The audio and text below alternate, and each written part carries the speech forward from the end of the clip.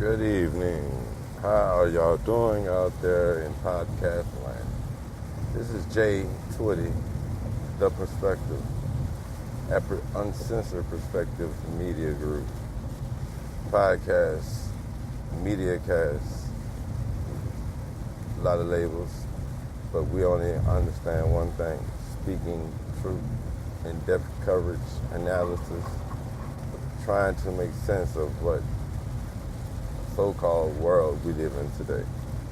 Now, I just wanted to share with my listeners, fellow podcasters, what is wrong with Washington politics when we have so much other business to worry about that we focus on NFL protests.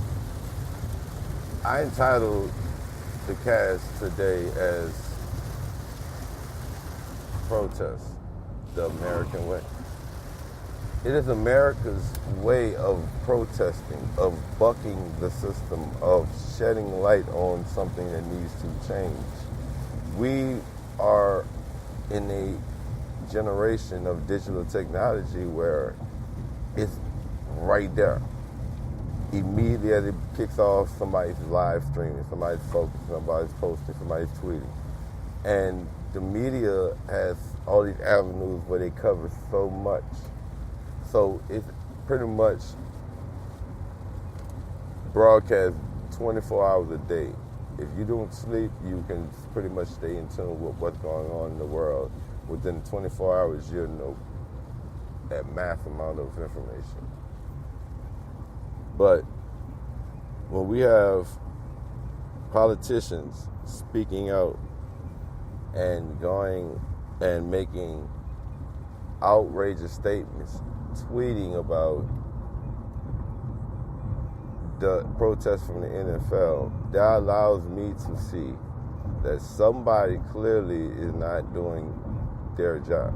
That's like the employee at work on his phone, checking his fantasy stats, hiding away in the bathroom or something, or on so-called break, and he's over there doing whatever it is, sexting or tweeting or posting or watching video, whatever. And your job is getting done because other people are doing their job. And here you are promoting. That's like me not going to work but tweeting. I'm out at the barbecue. I'm at the second line because I'm from New Orleans, Louisiana. And I'm supposed to be my behind at work, but I just posted this. So when I think about how these politicians cannot figure out debt ceiling, cannot figure out a health care bill, cannot figure out how to take care of Americans, but can focus on personal beliefs. Don't get me wrong, personal beliefs are all right. But when you're elected to do a job, we entail that you get the job done. That makes us sleep better at night. Hell, if we would have had a political well-oiled machine, we wouldn't have to worry about controversial racial issues in this country. But it has drawn itself to a head, so it's not going anywhere. So we all know there's an issue. But when you, as an elected official, decide to chime in on sports and take yourself out of the stage of being respected as an elected official, then you have to start to look towards your fair game to everybody else. And fair game gives you the opportunity to comment about this, to bring in this understanding. NFL has their protests their way. Everyone protests their own way. Understand, there's no right or wrong way of doing anything. There's your way and there's other folks' way. And other folks who see you do something may decide, oh, that's not how this goes. But where was the original template? What was it designed for? See, protests meant to send a message. and they sent a message. And the message is a lot of people are walking away from NFL or walking away from the whole talk, or they're either chiming in their 2 cents but don't want to make sense of what it is. The President of the United States tweeted out a tweet, and was adamant about talking about owners need to kick their players out and do this. Do you understand a business? And yes, he's a businessman. He's a mogul. But at the same time, when you have a corporation that makes billions, because I'm quite sure they're not in the millions practically no more, you have a brand that is worldwide. We're playing games in London now. But they're making a statement because that is their due diligence, their due process of their right to speak their mind. They can speak their mind how they choose to speak it. They can take a knee, they can do whatever. It does not mean that we do not like the military. That means that the police in the community that is predominantly black can have free reign and cause terror if unacceptable days are over. And there was talk about Trump when he tweeted out about, because the DEA top dude stepped down, and he has a problem with the way Trump is telling the police to go at these so-called people's necks in the hood. I use my terminology because, I don't want to be affiliated with trying to use anybody else's wordage or copy. But I break it down simpler because I'm talking to an audience that's just like me. There was nothing that represented us in our way. There was nobody that talked about sports or talked about the issues or posted the issues. But we get the bad rep for these hood fights and these dumb situations or these deadbeat lists or whatever. And don't get me wrong, those are all equally. I didn't say that right neither. Those are all good points to make, but you're not making a valid point when you're trying to point out somebody else's downfalls. I learned the hard way. And the hard way is, if you do not open your mouth and utilize what you have been given to use, then it sits on the sideline, wasted talent. So when I speak about my uncensored perspective, I'm giving you my point of view to these stories that otherwise they're projected to give everybody a certain perspective or a, look, check this out, this is not this, but okay. We all know that people need health coverage, but yet still, we can't come together and agree on finding common health coverage to solve America's problem with health care. We want to put names on stuff to address them, to identify them, so that we can get a movement behind bashing them.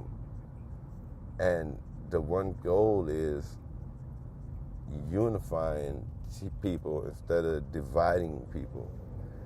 I was watching the local news today, Channel 6, WDSU, shout out, and Slidell has distanced herself from this whole protest thing by not inviting the players or the Saints because they took a knee or because of their participation in the protest. People decide to outright, we're distancing ourselves from this. Why that when it comes to an issue where people find race a funny topic, don't we open our mouth and speak?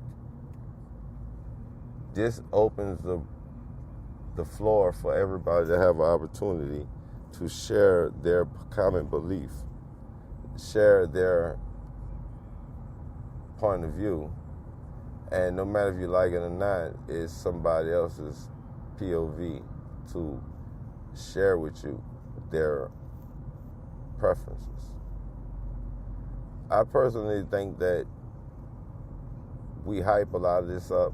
We make a lot of these stories to overplay or to overcover another story that may be something nobody wants to be discovered about. And dealing with this politician system that we're in now, they're trying to push a healthcare bill through so fast. They're trying to open doors and lead a system.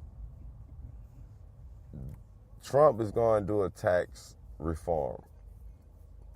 And to generate the economy, we're going to cut the taxes of the wealthy so that they would ideally go and hire more people.